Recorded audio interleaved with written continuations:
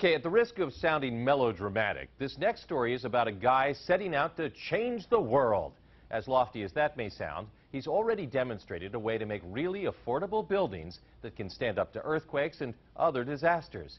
And as WPTZ's David Schneider shows us in his What's Next segment, it all started in his backyard in Essex Junction. All right, uno, dos.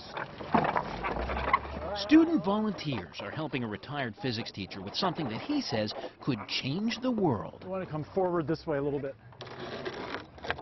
This type of application of the technology is applicable for the lowest income billion people on the planet. Lifting crew, the trick here is slow. Reverse position. Thomas Taylor is patenting an inexpensive construction system. Slowly. He says will stand up against earthquakes and other natural disasters. The components are pretty simple. In the United States, we throw out 1 billion tons of carpet every year, and most of it ends up in landfill. And it's the secret ingredient. Taylor's system is built using panels made of concrete poured over carpet and wire fencing. So when it all comes together, you get something that's sturdy, but it's flexible. So when the big one hits, it might crack, but it won't collapse. That means no falling concrete, which means many lives lost during earthquakes can be saved. I'm going to push it in. The would-be fatal chunks are held in place Up just a hair. both by the carpet Good, right there, stop. How's that, Matt? That's great. and the wire holding the panels together, which can bend and not lose strength. And that's critical. Every 2 inches you have a connection that can take 150, 200 pounds of force. But in the event of cracking or dislocation, that doesn't get any weaker.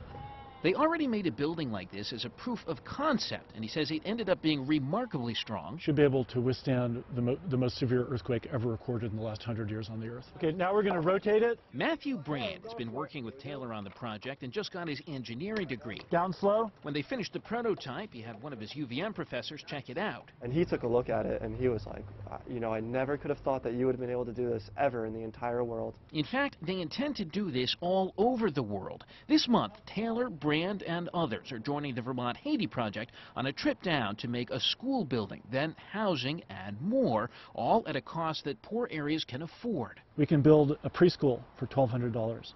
We can make a kitchen for a Haitian family for $400.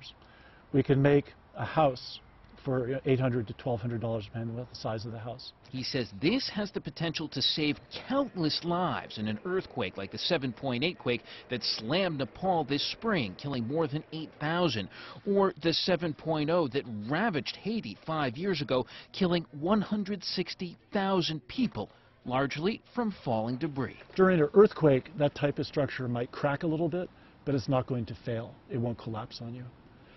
When my Haitian friend came and saw that, they got very emotional and cried because they all had to dig through the rubble and remove the bodies of their loved ones and family from underneath fallen cement block and poured concrete. He says his buildings can also weather a hurricane. They might end up with a few holes, but it'll still be standing. Taylor says, just think of the implications of such durable, inexpensive housing. This, for me, is something that needs to happen. We can make a difference. We can make a better future for humanity. Slowly this way. With What's Next, David Schneider, WPTZ News, Channel 5.